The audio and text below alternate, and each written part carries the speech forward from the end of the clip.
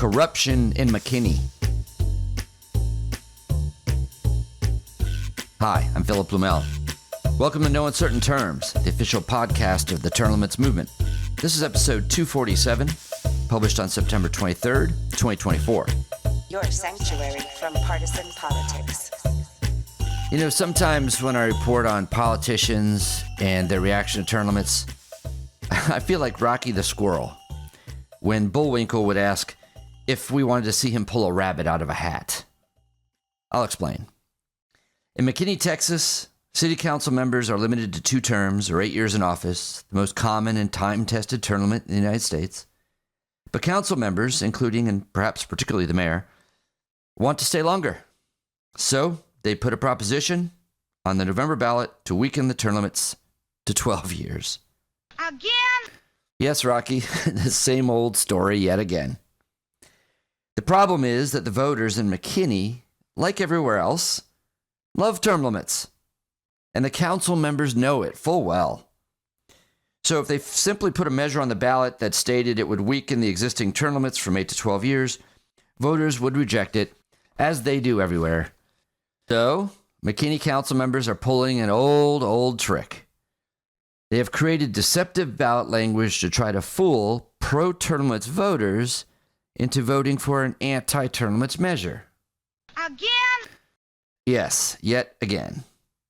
Regular listeners will recall we just covered a similar case in Wilsonville, Oregon in June. Politicians in nearby Allen, Texas just tried to pull this exact same scam in 2021 as well. But I could offer hundreds of examples. Every election cycle, there's more. So here's how the standard ballot scam works.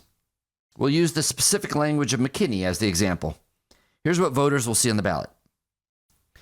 Shall Section 9 of the McKinney City Charter be amended to provide that mayor and city council members shall have term limits consisting of 3 consecutive 4-year terms beginning with the 2025 election? Well, this seems straightforward, but it's missing one crucial bit of information.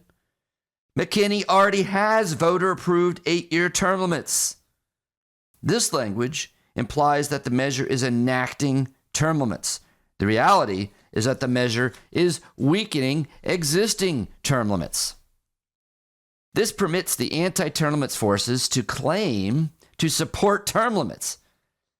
This permits pro-term limits voters, many new to McKinney or don't spend all that time thinking about local politics, to be tricked into thinking this is a pro-term limits measure. Hence, the anti-term limits forces can say, oh, vote yes for term limits. And the voters respond, well, yes, of course, I want to enact term limits. I should note about 80,000 people have moved to McKinney since the last charter revision in 2011 when the 8-year term limits went into effect. Now, don't think for 1 second that council members don't know this. Don't think that council members didn't wrestle with the idea on how to make voters who support term limits vote to weaken them. Of course, they looked to other cities across Texas and the whole United States for successful models to deceive the voters in this manner. They found them. It's clear McKinney Council voters did their homework because they also tried other common hat tricks that we're used to seeing. First, they tried to put the anti-term limits measure on the May ballot, where they could expect dramatically lower turnout. This is important because the mass of voters support term limits, but only a smaller, more select group usually vote in purely municipal elections. Voters in municipal elections include the major local constituencies, including the local special interests. These groups have interests much more aligned with the incumbent politicians from which their favors flow. Now, fortunately, the council was stymied in this attempt by alert citizens, led by local activists like Tom McKinney.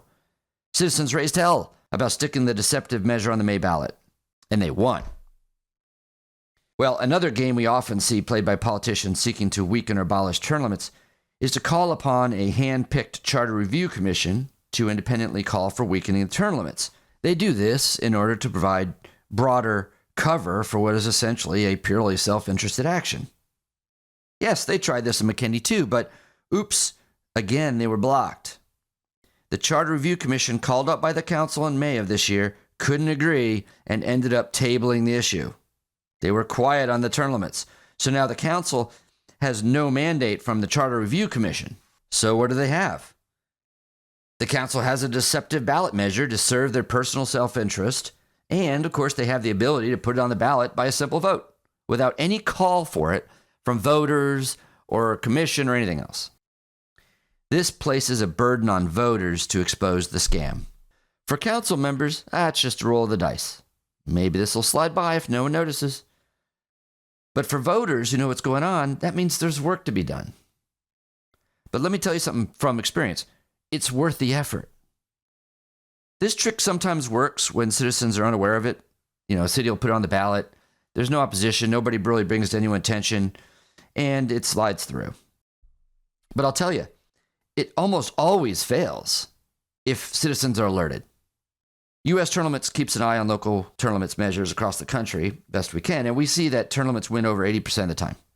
And by win, I mean new term limits are enacted by voters and anti-term limits scams like this one are rejected. For example, let's look at what happened in nearby Allen, Texas in 2021. In Allen, the council put a measure on the ballot to weaken term limits, also called Proposition A, just like this one, that used the same deceptive language being used in McKinney. Signs popped up around Allen saying, vote for term limits, vote for Proposition A, as if Prop A was a pro-term limits measure. But local opposition emerged to alert voters of the scam. They pointed out that Allen already had term limits, and the anti-term limits measure in Allen was being financially backed by the mayor of Allen, former council members and candidates, and also local real estate developers, that is, special interests in the town. Well, the voters woke up to the scam in time, and Allen's Prop A scam was defeated by about 57% of the vote. That's the way it works. And in McKinney, local opposition is rising also. McKinney resident Tom McCarrow, who I mentioned earlier, who helped keep the scam off the May ballot, has started a Vote No campaign against Proposition A. He calls it a self-serving power grab. And so it is. Another McKinney resident, Bridget Wallace, notes on her McKinney citizen-to-citizen website that the immediate beneficiaries of McKinney's proposed change from 2 to 3 terms are Mayor George Fuller and at-large Councilman Charlie Phillips. Without the change this November, both men will be term limited out of office in May of 2025. Mayor Fuller voted with the majority in the 5-1 vote to send the scam to voters. Phillips didn't vote. Kudos here to Councilmember Justin Beller for his lone no vote. Now, 8-year term limits are the time-tested consensus term limit in the United States. From the president, 37 state governors, our 16 term-limited state legislatures, and an uncountable numbers of municipalities across the country, 8 years is by far the most common term limit. The 8-year term limit has shown itself to be effective in encouraging rotation in office, competitive elections, less corruption, greater transparency, and better representation. It balances the need for these things with the need for experienced legislators. So we have to ask the question, is there something so special, so irreplaceable about the McKinney City Council that warrants an extension of their limits? No. McKinney Council members are acting in their own narrow personal self-interest at the expense of their city, and the fact that they would stoop to deception to do so justifies the title of this podcast episode, Corruption in McKinney.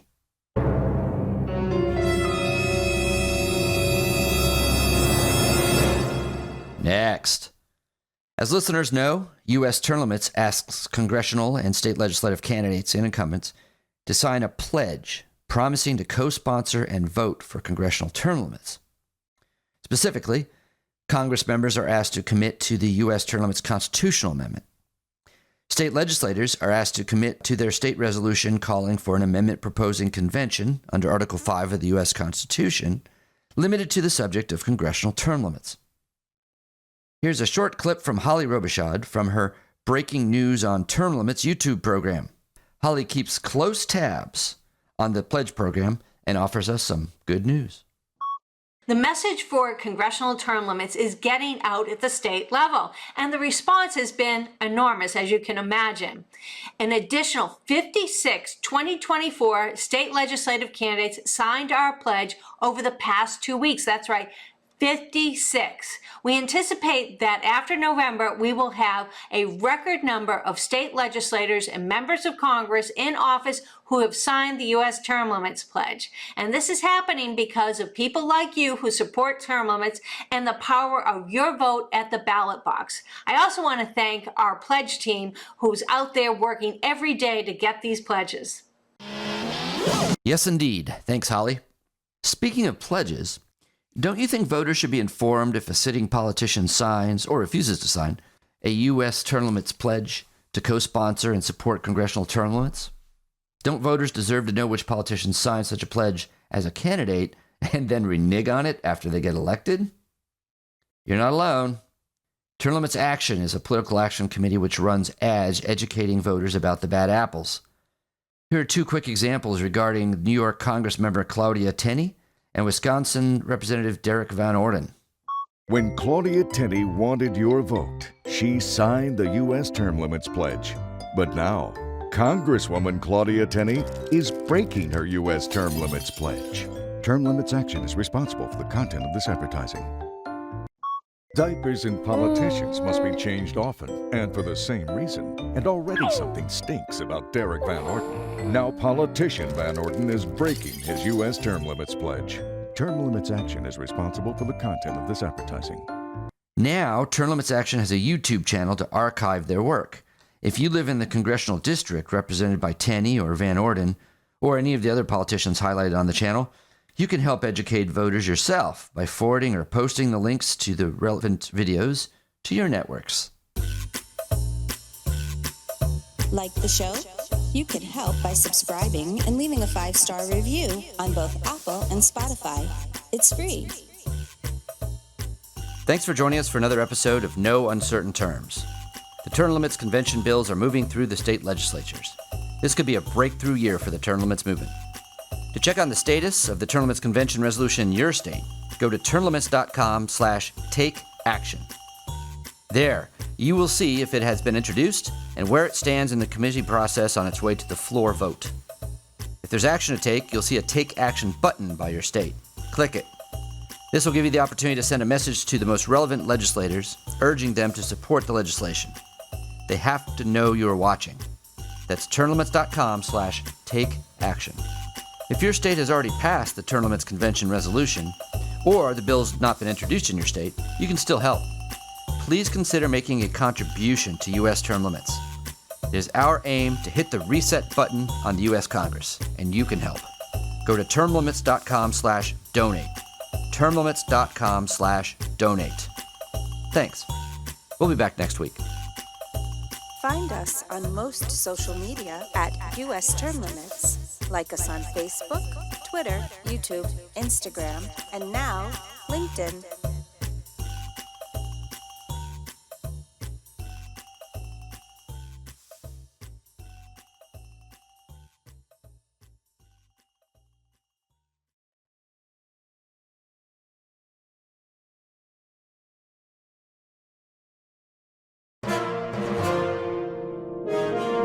USTL